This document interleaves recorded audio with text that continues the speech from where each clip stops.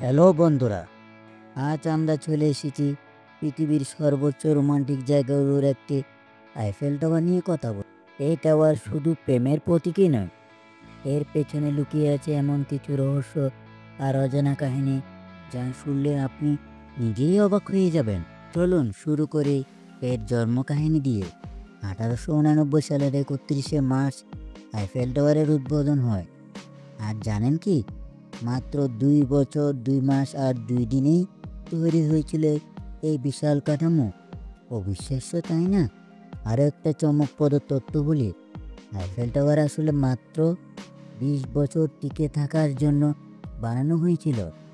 1890 সালের বিশ্ব মেলার জন্য এটি নির্মাণ করা হয়েছিল, কিন্তু এর জনপ্রিয়তা আর বৈজ্ঞানিক গুরুত্বের কারণে আজও এটি মাথা উঁচু করে দাঁড়িয়ে আছে প্যারিসের গর্ব হয়ে।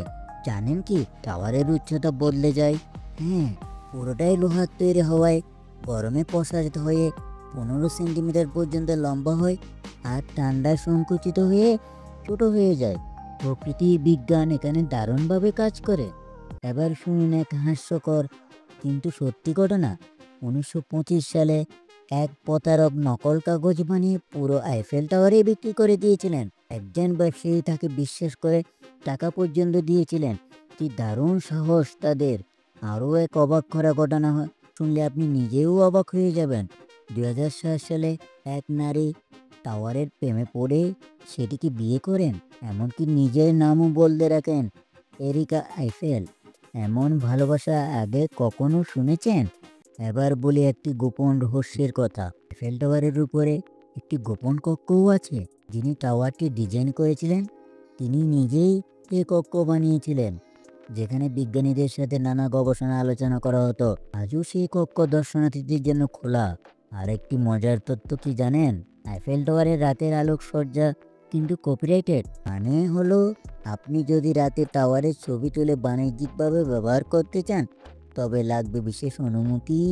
শেষ তথ্যটা সত্যি আরও অবাক করার মতো। যখন টাওয়ার তৈরি হয়েছিল প্যারিসের অনেকে এটিকে অপছন্দ করতেন। অনেকে বলেছিলেন এটা শহরের সৌন্দর্য নষ্ট করেছে, এমনকি ভেঙে ফেলার দাবিও উঠেছিল। কিন্তু আজ এটাই প্যারিসের গর্ব এবং বিশ্বের অন্যতম দর্শনীয় স্থান। তো বন্ধুরা, আইফেল টাওয়ার নিয়ে এই অজানা কাহিনীগুলো কেমন লাগলো কমেন্টে জানাবেন। কোন তথ্যটি আপনাকে সবচেয়ে অবাক করেছে?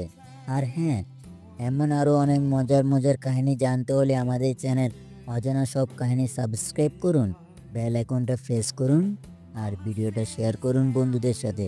পরের ভিডিওতে আবার দেখা হবে। ততক্ষণ ভালো থাকুন, সুস্থ থাকুন।